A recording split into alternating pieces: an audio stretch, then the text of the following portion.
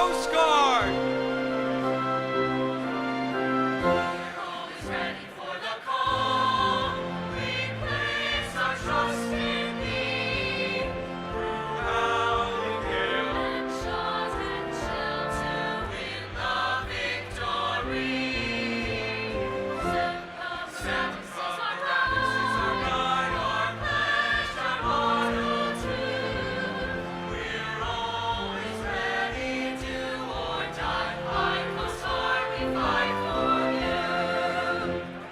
Space Force!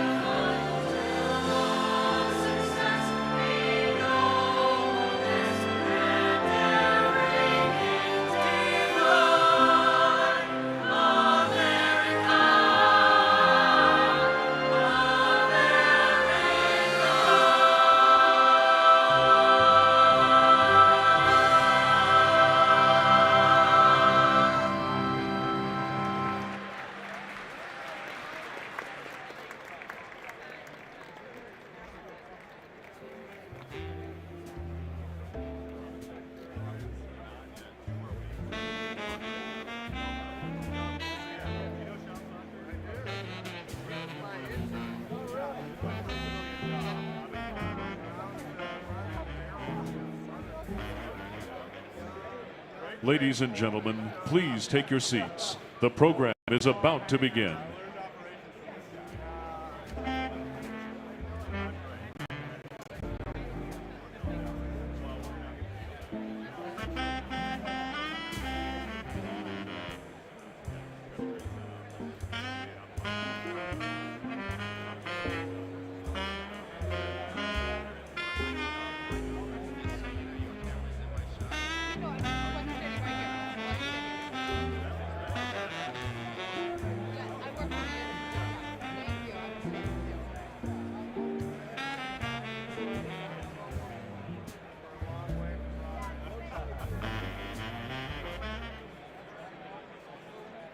Ladies and gentlemen, please take your seats. The program is about to begin.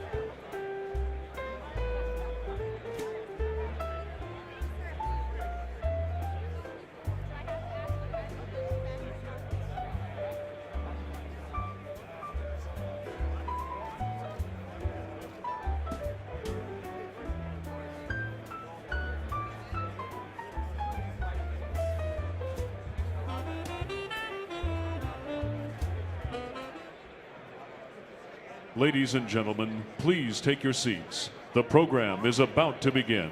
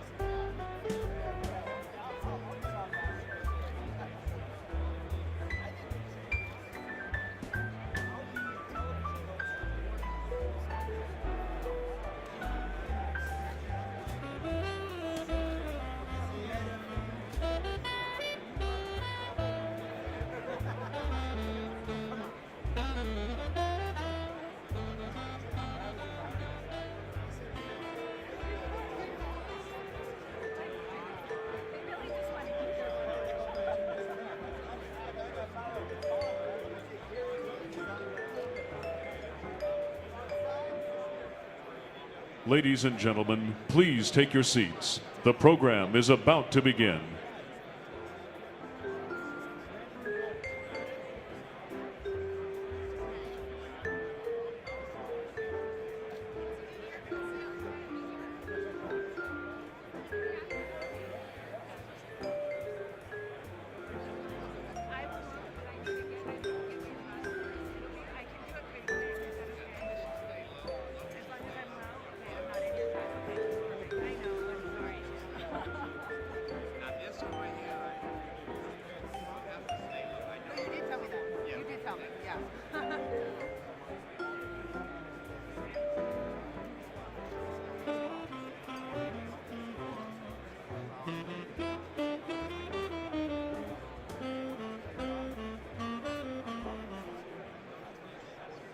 Ladies and gentlemen, please take your seats. The program is about to begin.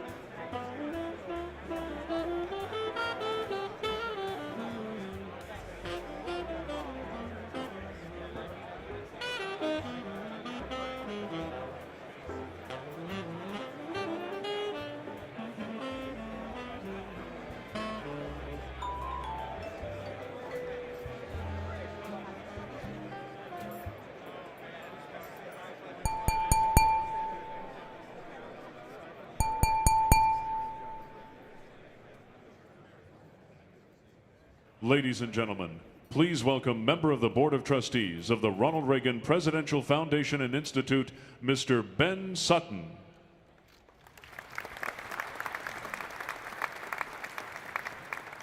Good afternoon. Would you please rise for the performance of our national anthem by the Santa Susana High School Abbey Road a cappella group. The USS Ronald Reagan Color Guard will now present the colors.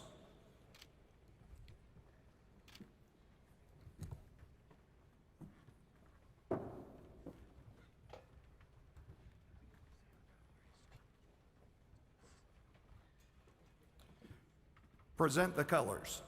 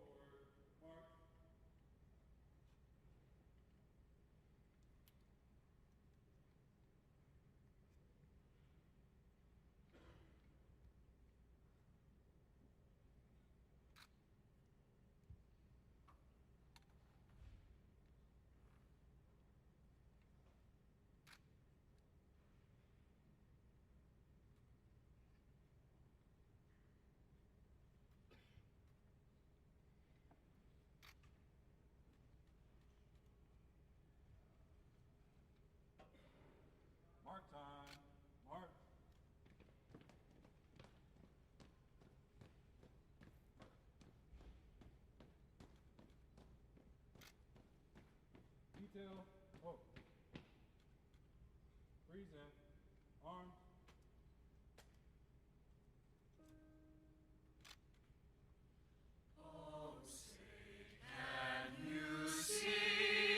By the dawn's early light, what so proudly we hailed as the twilight's last gleaming, whose broad stripes and bright stars through the perilous fight o'er the ramparts we watched were so gallantly streaming, and the rocket's red glare, the bombs bursting in air, gave proof through the night that our flag was still there.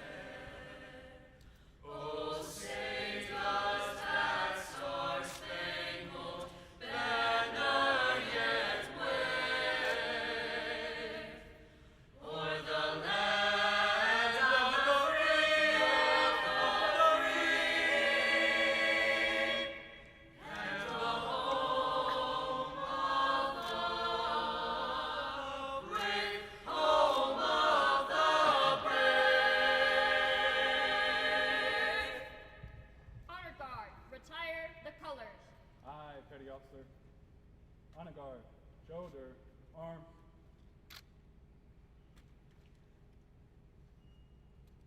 Mark time, march.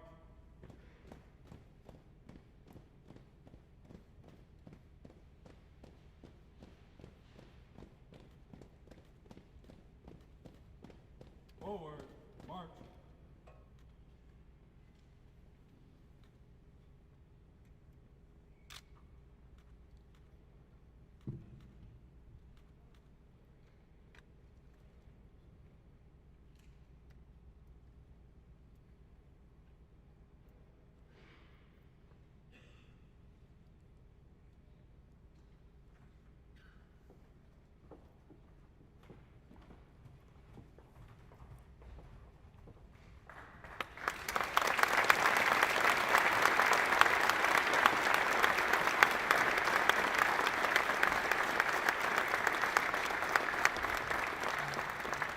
Please be seated.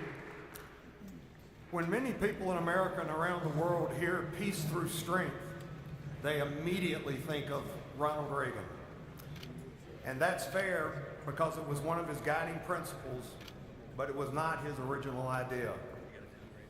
Some may say we should trace the concept all the way back to the Roman Empire, but let's fast forward to America's founding. In January 1790, President George Washington said this in his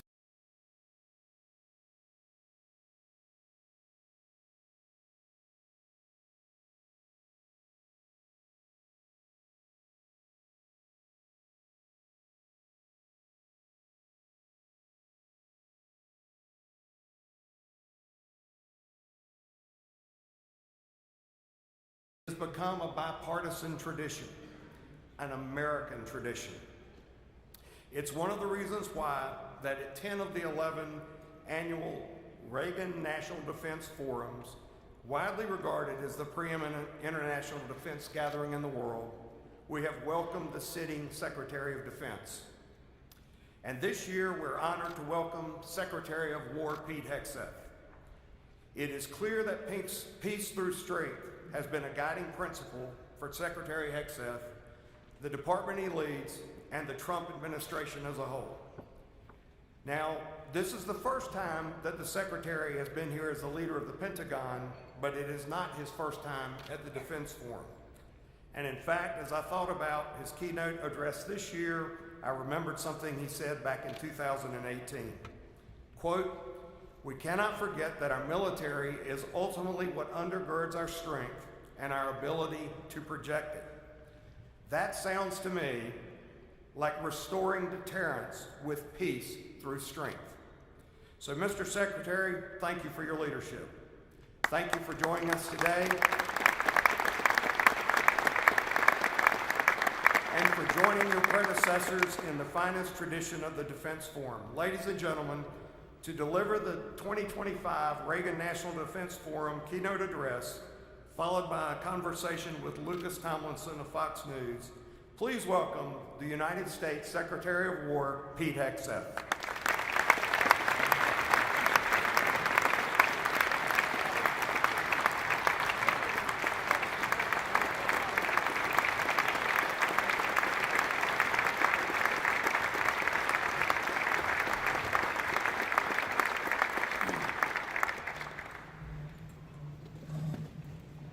Thank you, and good afternoon. You know, folks in Washington like to invoke President Reagan's name often when they criticize President Trump. They say, or at least insinuate, that Donald Trump is nothing like Ronald Reagan. They say the current president's approach is nothing like the vision championed by Ronald Reagan at the height of the Cold War, as we grappled with the Soviets and ultimately prevailed. But those folks are wrong. They're dead wrong. Most who invoke Ronald Reagan's name today, especially self-styled Republican hawks, are not much like Ronald Reagan. The policies they've championed are nothing like his. In fact, for the better part of 30 years, they've been quite the opposite. If you look at actual policies, Donald Trump is the true and rightful heir of Ronald Reagan. It's President Trump who has inherited and restored President Reagan's powerful but focused and realistic approach to national defense.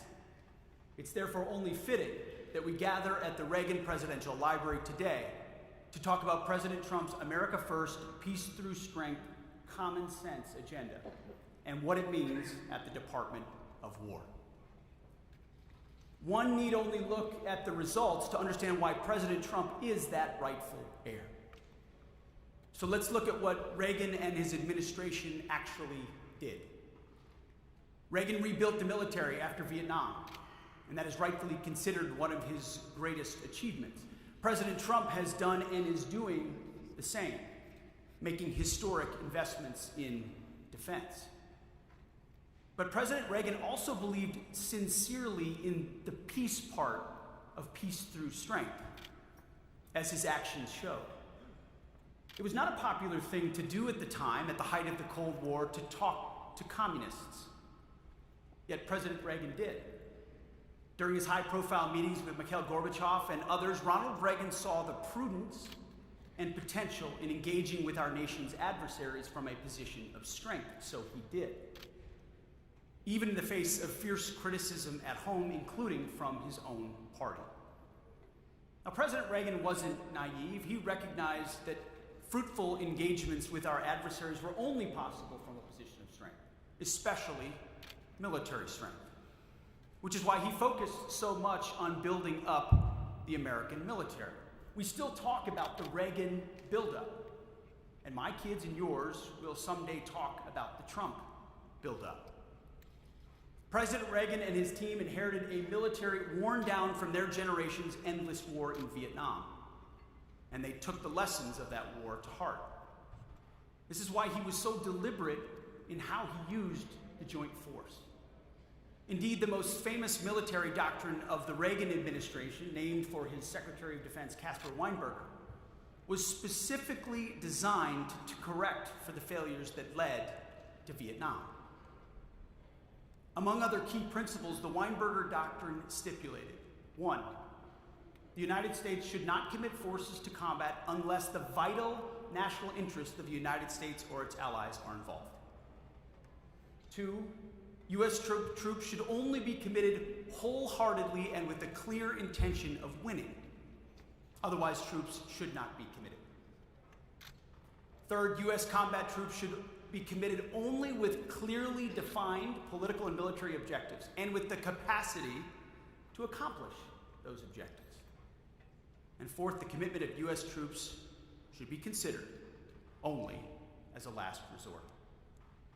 This is sound stuff, and it was reflected in how President Reagan actually used the American military, namely in a focused decisive manner, and only when he determined that it was in our nation's vital interest to do so. In fact, throughout his time in office, President Reagan only committed U.S. ground forces twice, in Grenada and in Lebanon. Otherwise, he focused the joint force on the Cold War era threat and priority theater, Soviets in Europe. That's how President Reagan achieved peace through strength, always with a clear eye toward lasting peace. Suffice it to say, Ronald Reagan's disciplined, focused, and realistic approach was a far cry from the grandiose, nation-building, moralistic, and rudderless wars that many of his self-described acolytes led us into in the decades after Reagan left office. Wars my generation fought. Indeed, it's only under President Trump's leadership during his first term and now that we've been able to restore America's greatness after years of suffering under the so-called bipartisan consensus, which is really just a euphemism for disastrous foreign policy. Out with utopian idealism, in with hard-nosed realism. To be specific, Ronald Reagan taught us the value of focused, powerful leadership, but his so-called disciples didn't heed that lesson. Since the end of the Cold War, a generation of self-proclaimed neo-Reaganites have touted Reagan's name, but didn't govern like him. All the bluster, none of the clarity. That's especially true in the military realm. This generation of self-proclaimed neo-Reaganites abandoned Reagan's actual wise policies in favor of unchecked neoconservatism and economic globalism. In economics, they dismantled our industrial base, shipping it overseas. At the same time, in diplomacy and defense, they swore off the clear-eyed, flexible realism of Reagan, Nixon, and Eisenhower. Instead, they set about trying to make America the policeman, the protector, the arbiter of the whole world. Democracy for all, they say, even in the Pesh River Valley. Even when people don't want it, can't do it. They turned American allies into dependents, all but encouraging these nations across Europe and around the world to free ride while we subsidize their defense with U.S. taxpayer dollars. These self-described neo-Reaganites sought global military hegemony under the auspices of peace through strength. Instead, we got rudderless wars in the Middle East, land war in Europe, and the economic rise of China. After presiding over such a poor performance, it's remarkable that these people still think they're qualified to speak in public, let alone moralize to the rest of us. Some of them have even been awarded for it on this very stage. But President Trump knows better. He knows what it means to restore peace through strength on an enduring basis, to put our nation's interests first and the American people first in a way that is practical, applicable, and common sense, that leaves, importantly, America better, but also leaves our allies better off. It's the vision that he ran on and led on in his first term, and he's building on it now in his second. It's a vision, not the quasi-imperialist delusions that led us to so many disasters in the recent decades, that will actually bring us back to the true legacy of Ronald Reagan. Out with utopian idealism, in with hard-nosed realism. Just look at the facts. Like President Reagan, President Trump is dedicated to both sides of the peace through strength coin. Not just using that phrase as a thin veil for warmongering. In less than a year, President Trump has secured 8 major peace deals, including a historic end to the war in Gaza. And he's not finished yet. Even as we speak, under the president's leadership, we are working tirelessly to end the tragic war in Ukraine. A war that never would have started in the first place if he had been president. The world sees an entirely different America today. These historic opportunities for peace are not happening by chance. It's President Trump's vision and determination. Like President Reagan, President Trump is willing to talk to rivals, from from Mikhail Gorbachev to Deng Xiaoping in the 1980s to Vladimir Putin and Xi Jinping today. This is born of strength, not weakness. It is born of clarity of purpose. Folks in Washington like to criticize President Trump for doing so, but those critics forget that this is exactly what Ronald Reagan did. And America was better off for it. Like President Reagan, President Trump also knows how important it is to negotiate from a position of strength, especially military strength. And at the newly renamed Department of War, thanks to President Trump's leadership and to Congress, we received a historic boost in funding last year and believe that is only just the beginning. Make no mistake about it, President Trump is hell-bent on maintaining and accelerating the most powerful military the world has ever seen. The most powerful, the most lethal, and American-made. The arsenal of freedom. We're also restoring the warrior ethos back to basics: readiness, accountability, standards, discipline, lethality.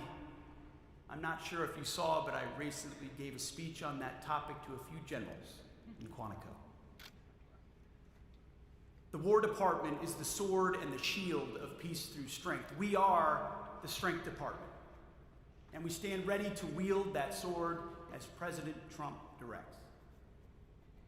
The opposite of peace through strength is war through weakness. Wokeness, weakness, and war. All specialties of Joe Biden and Lloyd Austin. The debacle in Afghanistan, a stain on our country and a sin committed against the troops. The weakness that unleashed Islamist war against Israel on October 7th. And that same weakness invited war in Ukraine. And Vladimir Putin saw the open door and he took it. Spy balloons flying over our country and SecDefs going AWOL for a week. Wokeness, weakness, war. Now, I was recently tempted when the discussion went out about hitting drug boats to use the phrase righteous strike. But then my team counseled me against it, said, "Sir, that's the phrase that was used by Mark Milley when a family of Afghans was struck as a response to what happened at Abbey Gate. They called it for 2 straight days a righteous strike, when they would have known within hours exactly what they struck. Weakness, wokeness, war. It's a new day. With Operation Midnight Hammer, the world saw, after decades of hemming and hawing, the decisive effect of American military strength in obliterating the Iranian nuclear program. President Trump said they can't have a nuclear bomb, and he meant it. Others have said it, President Trump did it. This operation was a textbook example of the Weinberger doctrine in action. Decisive, focused, applied in a focused, clear-eyed way that advanced our nation's interests while avoiding another protracted war. Same goes for our limited but lethal actions against the Houthis in Yemen. Joe Biden tolerated the targeting of U.S. shipping. President Trump restored freedom of navigation. Another foundational and core national interest. Somewhere, Thomas Jefferson is smiling. And right now, the world is seeing the strength of American resolve in stemming the flow of lethal drugs to our country. Here, again, we've been focused, and here we've been clear. If you're working for a designated terrorist organization and you bring drugs to this country in a boat, we will find you and we will sink you. Let there be no doubt about it. President Trump can and will take decisive military action as he sees fit to defend our nation's interests. Let no country on earth doubt that for a moment. Like President Reagan, President Trump knows how to do so in a way that is tied to a clear purpose with a decisive and credible theory of military victory.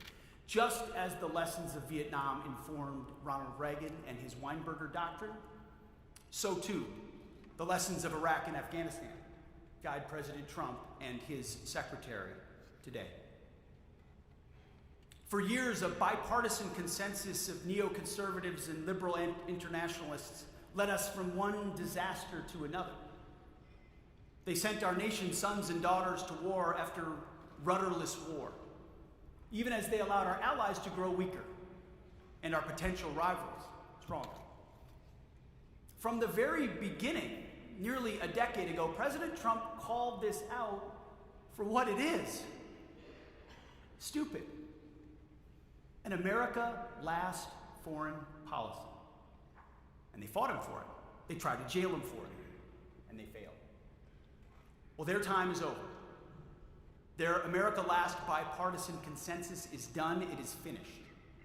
Under President Trump's leadership, after decades of disastrous decisions by this nation's self-appointed so-called foreign policy elite, we're once again putting American interests first. We're prioritizing our nation's security, freedom, and prosperity, our citizens. As laid out by President Trump, we're doing it in a way that leaves not only our nation better off, but also the world. Out with utopian idealism, in with hard-nosed realism. The president's approach is one of that flexible but practical realism, common sense, if you will, that looks at the world with a clear-eyed perspective, essential for serving America's real interests. The approach is informed by strategic rationality and cost-benefit assessments. We will define our vital interests in ways that are reasonable and that make sense to ordinary Americans. This is the approach and mindset that shapes the department's focus. As a result, the War Department will not be distracted by democracy-building interventionism, undefined wars, regime change, climate change, woke moralizing, and feckless nation-building. We will instead put our nation's practical, concrete interests first. We will deter war. We will advance our interests. We will defend our people. Peace is our goal. And in service of that objective, we will always be ready to fight and win decisively if called upon. As part of this mission, we are asking American taxpayers to fund the world's greatest military. We're asking mothers and fathers across America to trust us with their most precious resource, their sons and daughters. And we will honor their trust and their sacrifice. The historic recruiting and retention numbers of President Trump's first year show who the American people trust. This means we will not send America's best to advance foolhardy or reckless adventures halfway around the world. It also means not asking them to pick up the tab for allies who should fund their own defense. Instead, and above all, it means that we only ask our warriors to fight for things that make America and Americans safe, free, and prosperous. Life, liberty, and the pursuit of happiness. Nothing more and nothing less. Again, this is common sense, and that's what President Trump's War Department is all about. This common sense approach means prioritizing 4 key lines of effort at the Department of War. First, defending the U.S. homeland and our hemisphere. Second, deterring China through strength, not confrontation. Third, increased burden sharing for U.S. allies and partners. And fourth, supercharging the U.S. defense industrial base. As we apply President Trump's approach to flexible realism, the first 2 lines of effort are the primary operational focus of the Joint Force, for the simple reason that these missions matter the most for safety, freedom, and prosperity of Americans. At the same time, however, other threats persist around the world, including in Europe and the Middle East. We cannot ignore them, nor should we. That's why our approach also prioritizes burden sharing and burden shifting. Indeed, for the first time since Reagan's era, allied and partner burden sharing is no longer an afterthought or a nice to have. Today is a core element of our national defense. And finally, the 4th line of effort, maybe the most important, supercharging America's defense industrial base, underwrites everything else. Last month, I gave another speech in Washington, this time to defense industry leaders, to announce a department-wide, not reform, a transformation of requirements, acquisitions, and foreign military sales. Our objective is simple if monumental. Transform the entire acquisition system to rapidly accelerate the fielding of capabilities and focus on results. The bottom line is a historic, generational, and transformational changes that we will implement and will move us from the current prime contractor-dominated system, defined by limited competition, vendor lock, cost-plus contracts, stressed budgets, and frustrating protests, to a future powered by dynamic vendor space that accelerates production by combining investment at a commercial pace with the uniquely American ability to scale and scale quickly, all at the speed of urgency. That speech stands on its own. So I'll spend the balance of my time here talking about the other three lines of effort, the first of which are defending the U.S. homeland and hemisphere. The Biden administration was more concerned about Ukraine's borders than our own. They tried to make it controversial to say that border security is national security, but that is, of course, absurd. Border security is national security, and we are prioritizing it accordingly. Since January 20th, at the direction of President Trump, the Department of War has made it a top priority to defend our nation's borders, to get 100% operational control of that border. We did so by surging forces, where our troops partner with DHS and CBP to seal the border. Under Joe Biden, tens of millions of illegals, and we have no idea where the hell they came from or where the hell they are, flowed across our border, not to mention lethal narcotics responsible for the death of hundreds of thousands of Americans. Today, the number of illegals crossing into our country is 0. We are saving lives and communities, and we are keeping it that way. We're also proud to support our law enforcement partners as they conduct mass deportations of dangerous illegals who have no business being in our country. We'll secure the border in part by organizing, training, and equipping units specifically for border defense missions, including operations in the land, maritime, and air domains, alongside our interagency partners. We're also leaning on our Mexican counterparts to do more. They have made progress and will need to see more, and quickly. And so far in this administration, nobody has built more new border wall than the Department of War. But our borders shouldn't be the first line of defense for the American homeland. They should be the last line of defense. And that's why we're prioritizing our fight against cartels throughout the Western Hemisphere. You could just look at the news. Not all of the news. The days in which these narco-terrorists, designated terror organizations, operate freely in our hemisphere are over. These narco-terrorists are the Al-Qaeda of our hemisphere, and we are hunting them with the same sophistication and precision that we hunted Al-Qaeda. We are tracking them, we are killing them, and we will keep killing them so long as they are poisoning our people with narcotics so lethal that they're tantamount to chemical weapons. And we're not doing this on our own. Throughout our hemisphere, our allies and partners recognize that these narco-terrorists threaten them as well. So we're working together, sometimes overtly, sometimes not, and we'll keep doing so for the sake of a safer, secure, and more stable hemisphere for all of us.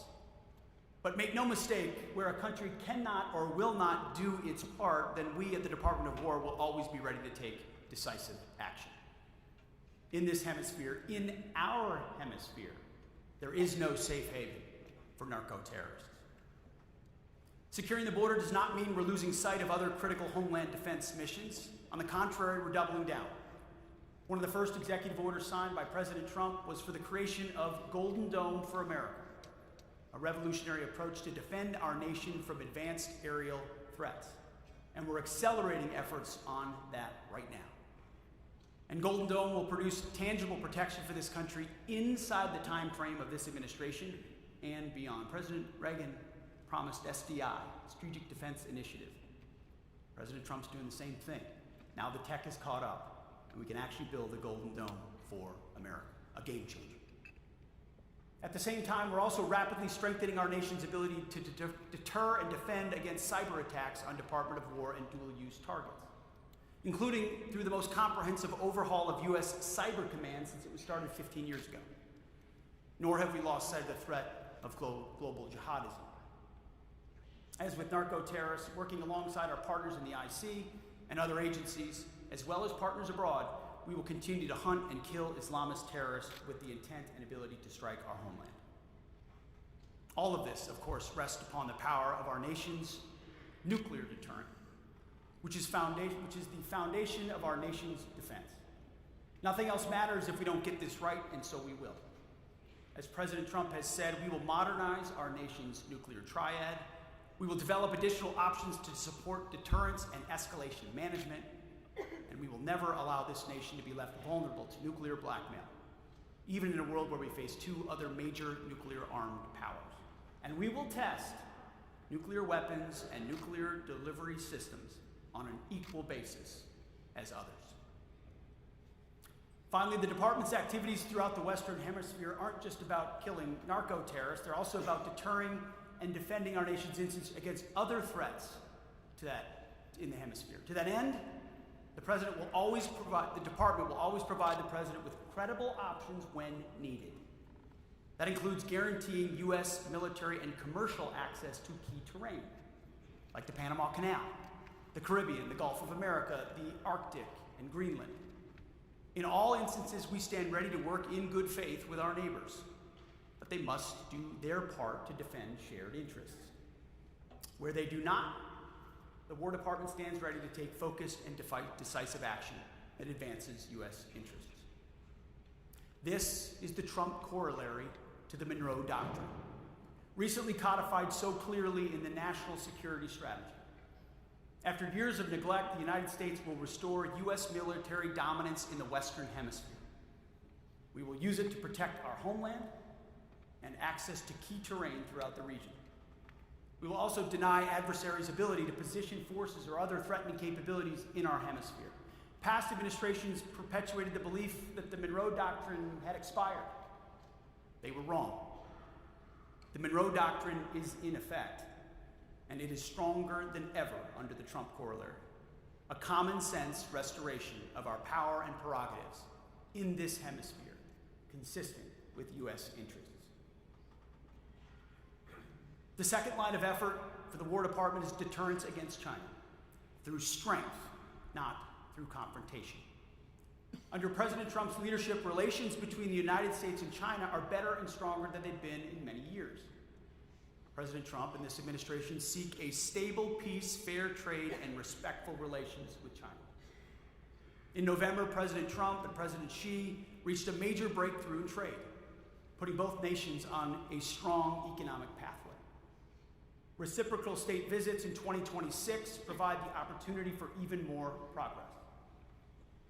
The War Department is committed to the same approach, opening a wider range of military-to-military communications with the People's Liberation Army, aimed at deconfliction and de-escalation.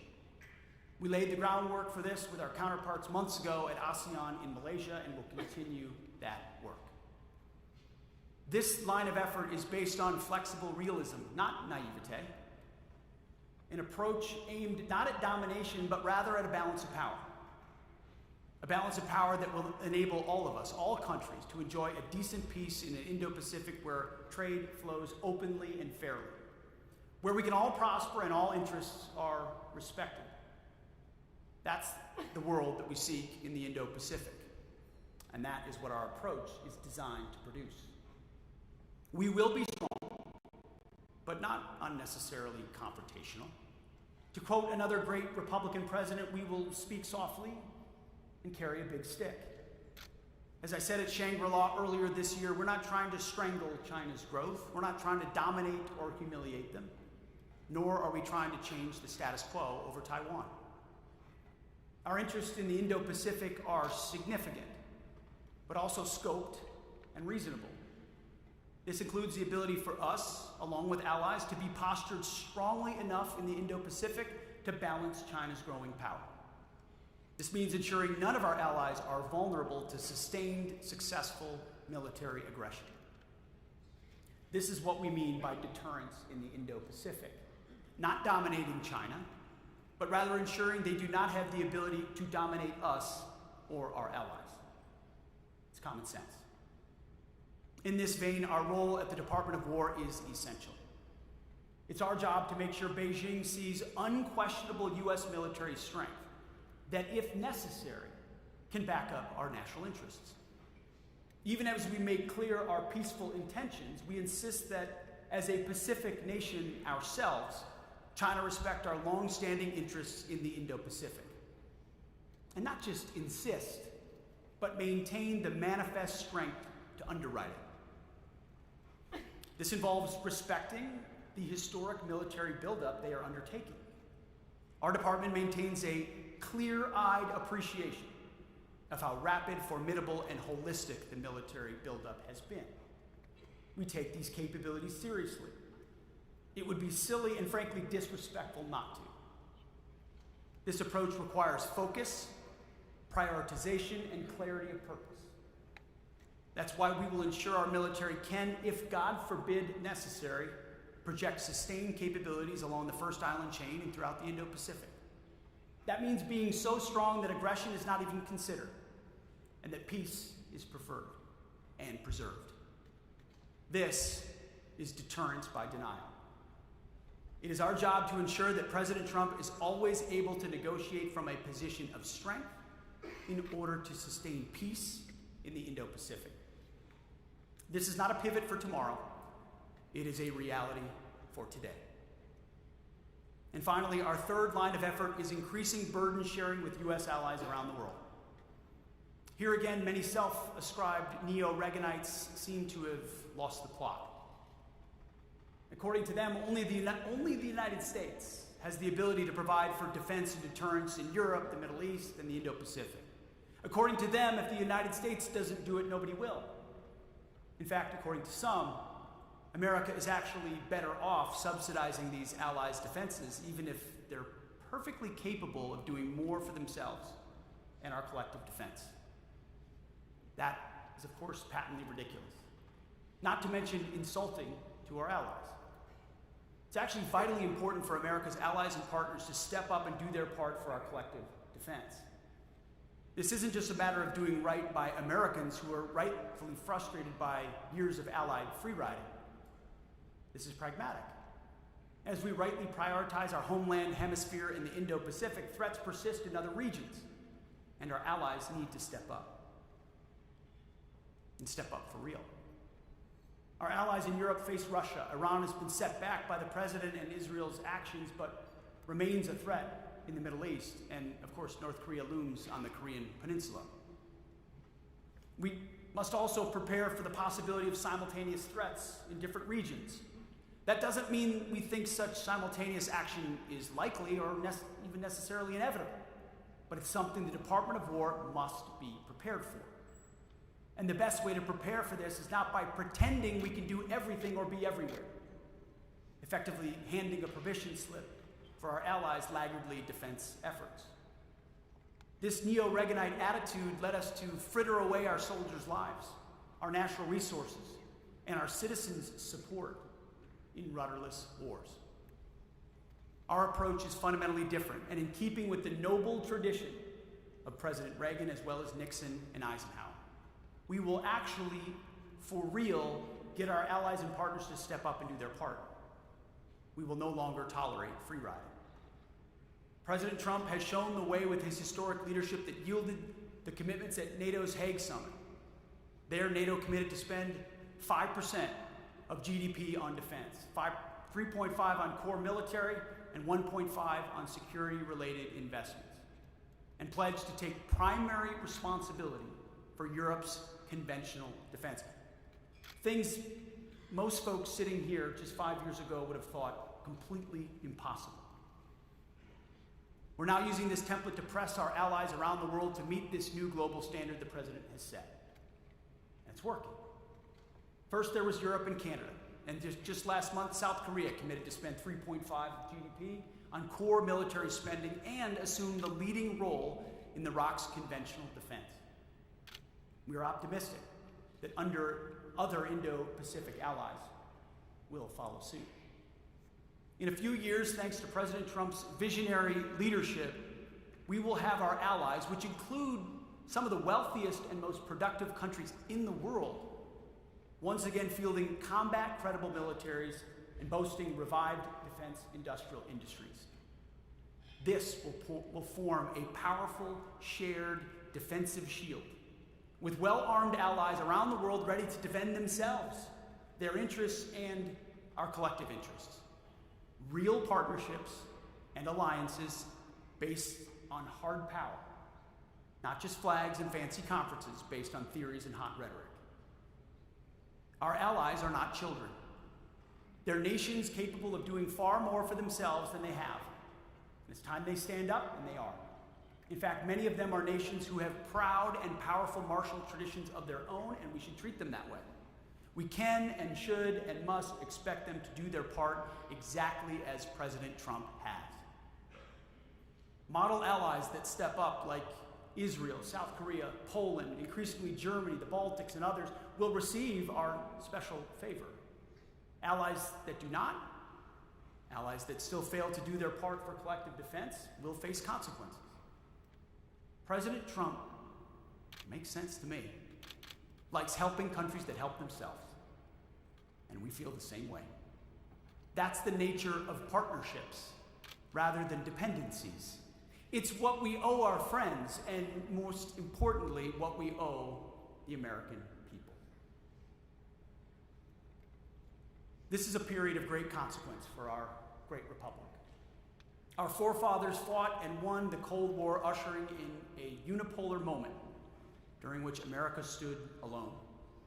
It was a time of tremendous opportunity, well earned after a century marked by 2 world wars and a Cold War, always under a nuclear shadow.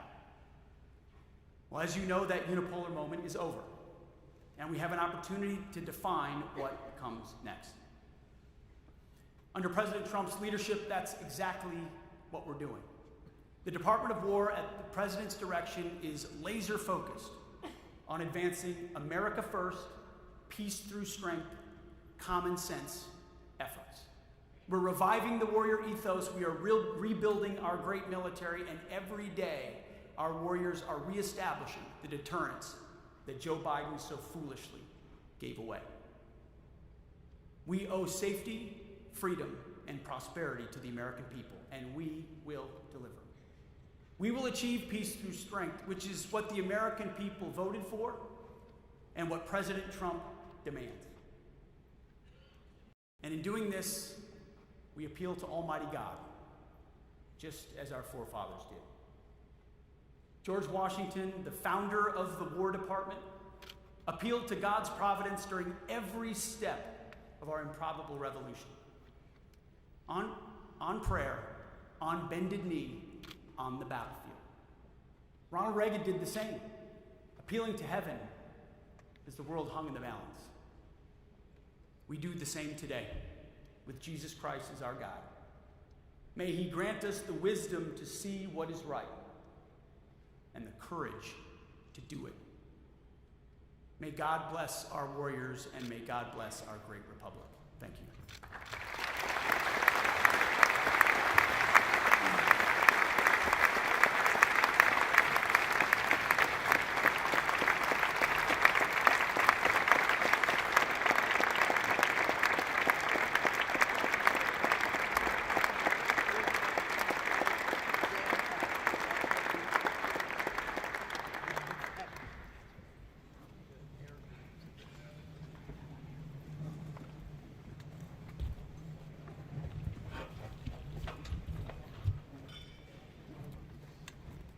Please welcome to the stage Mr. Lucas Tomlinson of Fox News.